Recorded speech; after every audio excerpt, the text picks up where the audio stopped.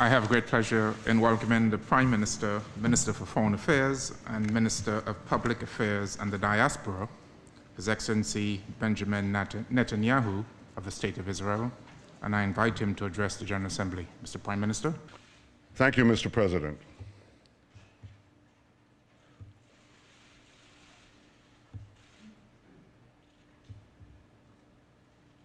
I feel deeply honored and privileged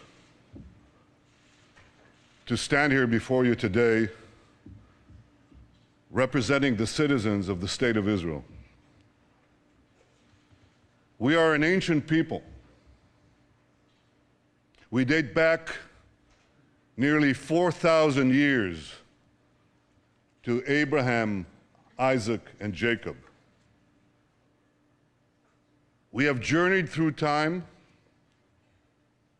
We've overcome the greatest of adversities, and we reestablished our sovereign state in our ancestral homeland, the land of Israel. Now, the Jewish people's odyssey through time has taught us two things: never give up hope, always remain vigilant. Hope charts the future. Vigilance protects it. Today, our hope for the future is challenged by a nuclear-armed Iran that seeks our destruction. But I want you to know that wasn't always the case. Some 2,500 years ago, the great Persian king Cyrus ended the Babylonian exile of the Jewish people. He issued a famous edict in which he proclaimed the right of the Jews to return to the land of Israel and rebuild the Jewish temple in Jerusalem. That's a Persian decree. And thus began an historic friendship between the Jews and the Persians that lasted until modern times. But in 1979, a radical regime in Tehran tried to stamp out that friendship. As it was busy crushing the Iranian people's hope for democracy, it also led wild chants of death to the Jews. Now, since that time, presidents of Iran have come and gone.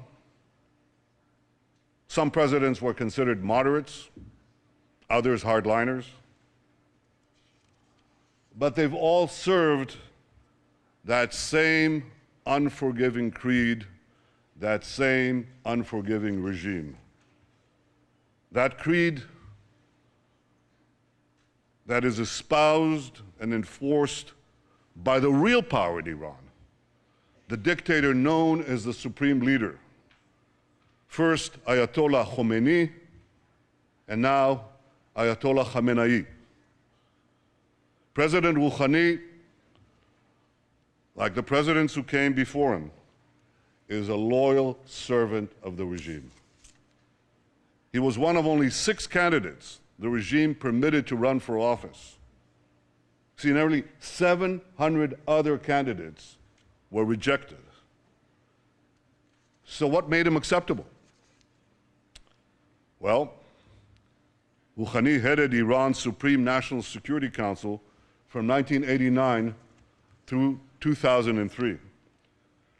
During that time, Iran's henchmen gunned down opposition leaders in a Berlin restaurant.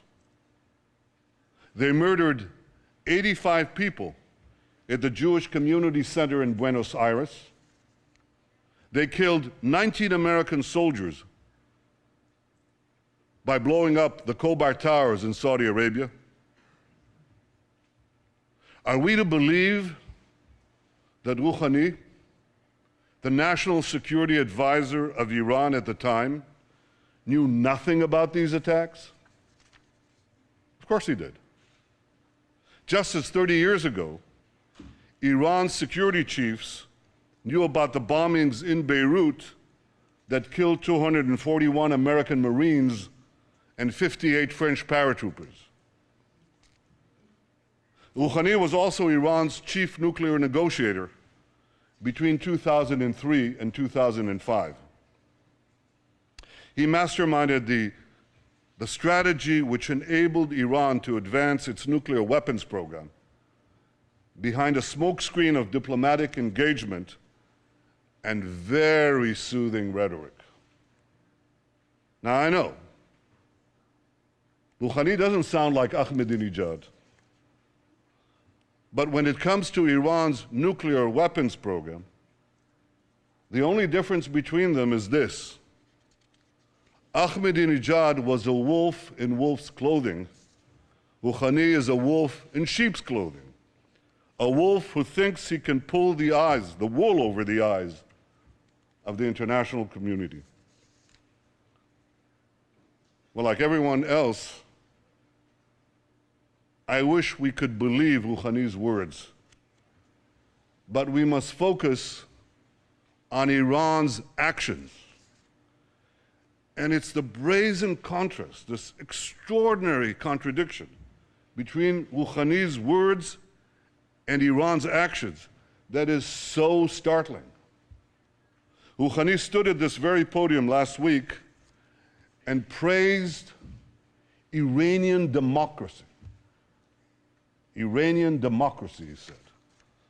But the regime that he represents executes political dissidents by the hundreds and jails them by the thousands.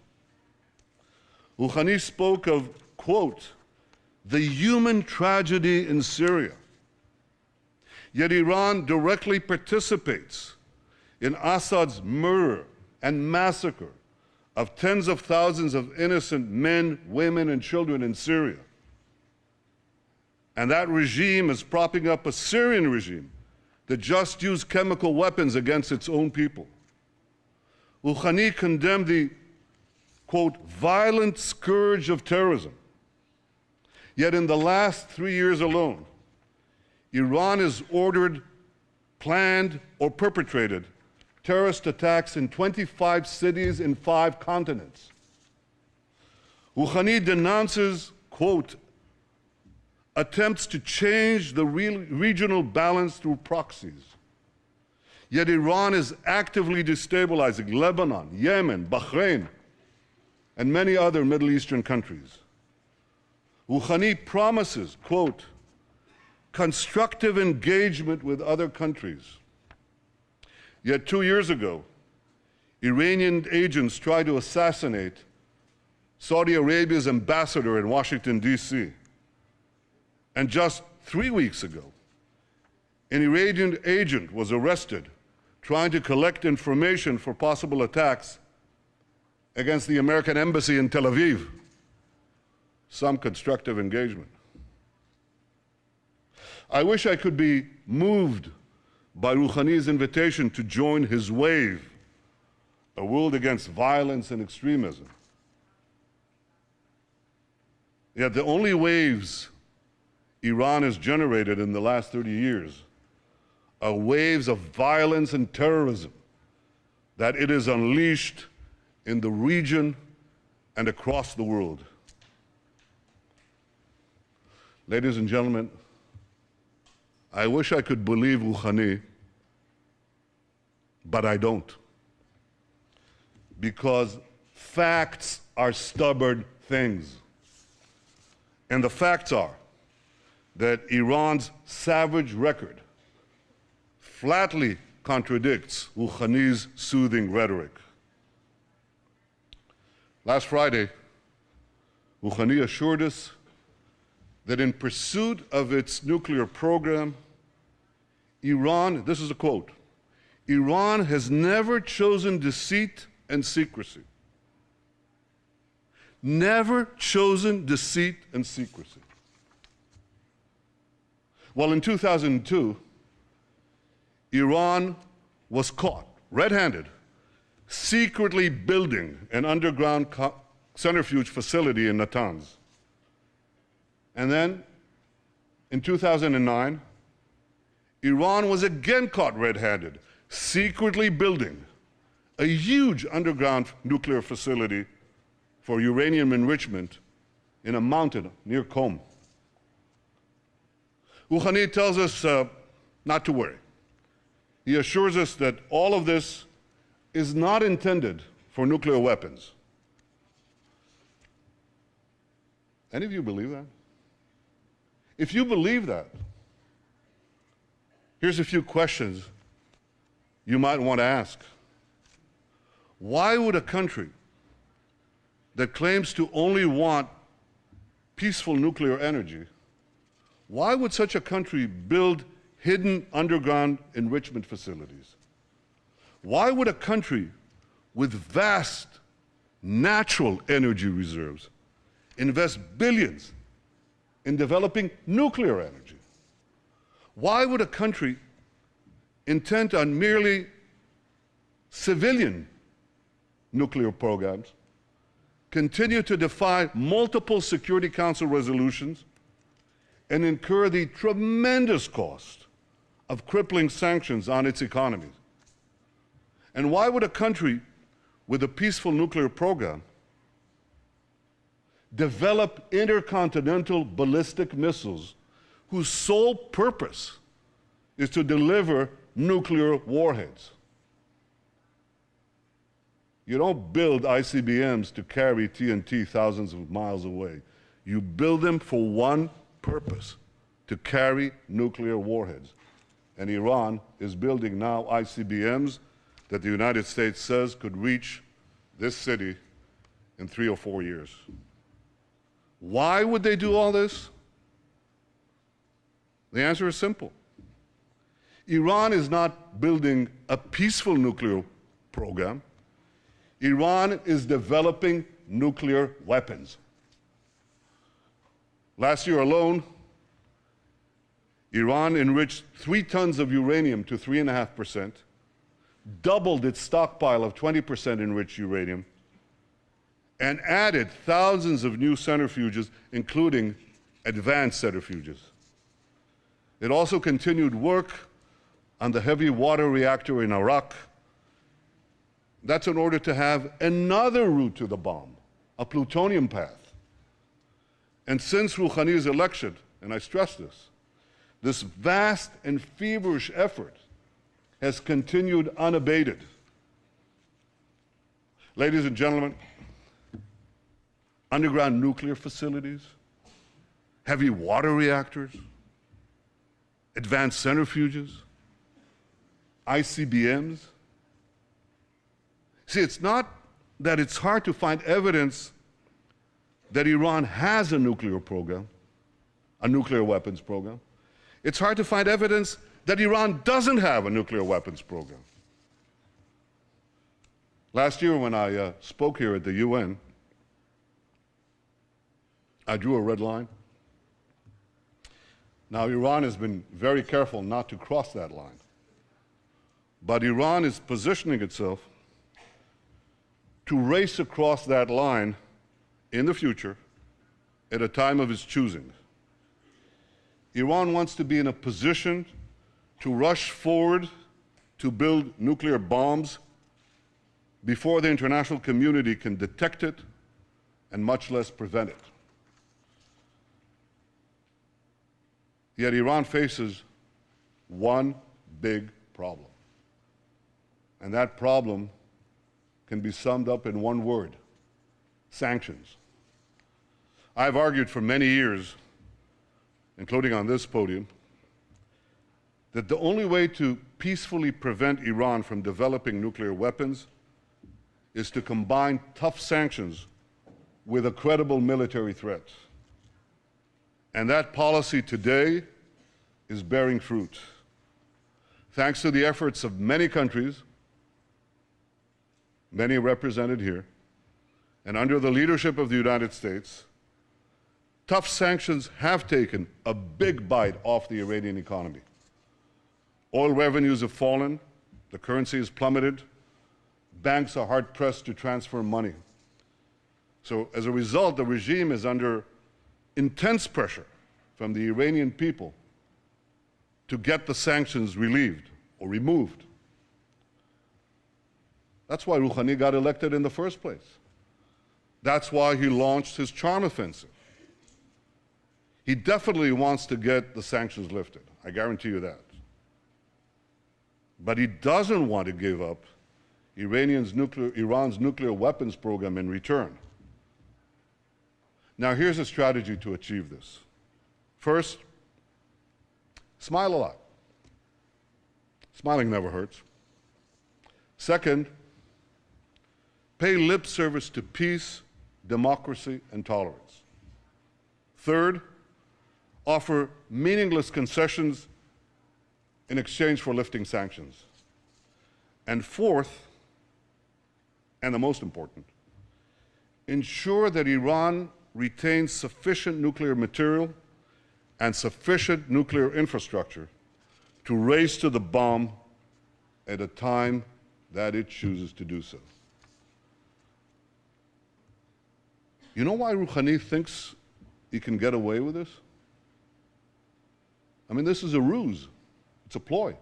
Why does Rouhani think thinks he can get away with it? Because he's gotten away with it before. Because his strategy of talking a lot and doing little has worked for him in the past. He even brags about this. Here's what he said in his 2011 book about his time as Iran's chief nuclear negotiator. And I quote, "While we were talking to the Europeans in Tehran, we were installing equipment in Isfahan."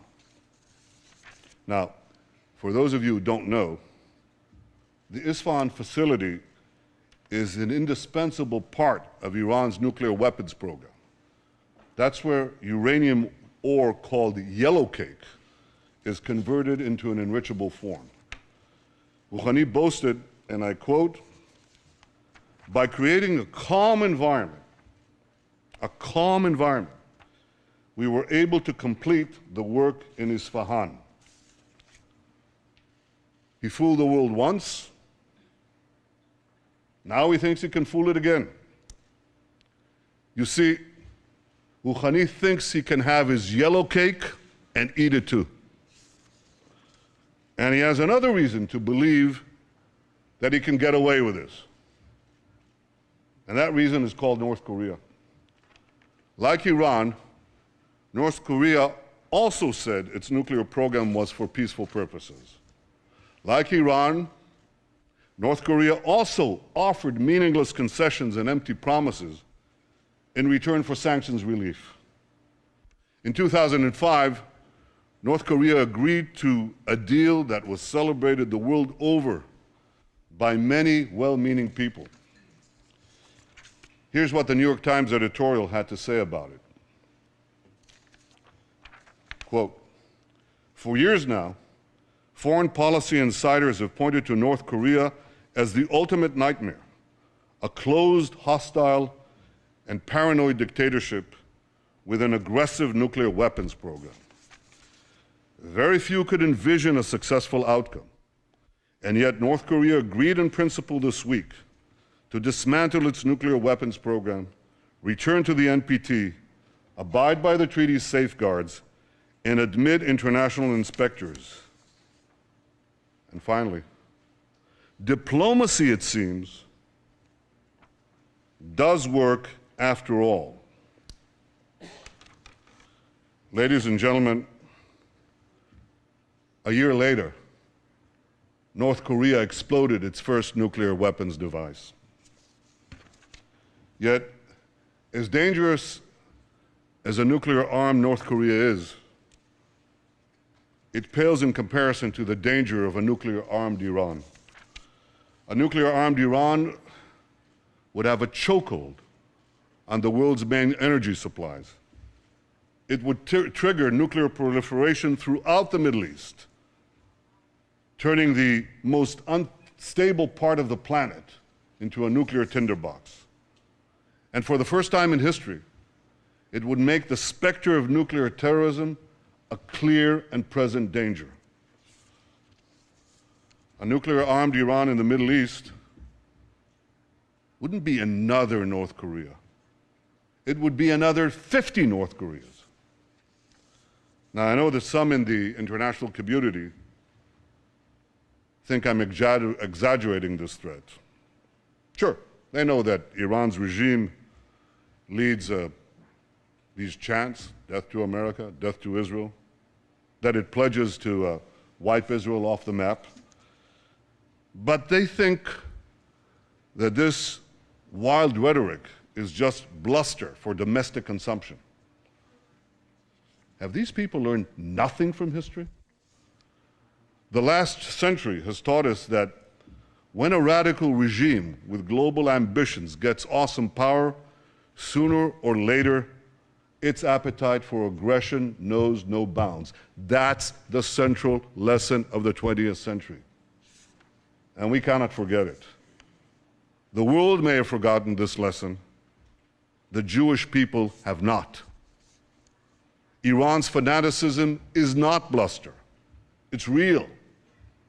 This fanatic regime must never be allowed to arm itself with nuclear weapons. I know that the world is weary of war. We in Israel, we know all too well the cost of war. But history has taught us that to prevent war tomorrow, we must be firm today. This raises the question, can diplomacy stop this threat? Well, the only diplomatic solution that would work is one that fully dismantles Iran's nuclear weapons program and prevents it from having one in the future. President Obama rightly said that Iran's conciliatory words must be matched by transparent, verifiable, and meaningful action. And to be meaningful, a diplomatic solution would require Iran to do 4 things. First, cease all uranium enrichment. This is called for by several Security Council resolutions. Second, remove from Iran's territory the stockpiles of enriched uranium. Third, dismantle the infrastructure for a nuclear breakout capability, including the underground facility at Qom and the advanced centrifuges in Natanz. And 4, stop all work at the heavy water reactor in Iraq aimed at the production of plutonium. These steps would put an end to Iran's nuclear weapons program and eliminate its breakout capability. There are those who would readily agree to leave Iran with a residual capability to enrich uranium.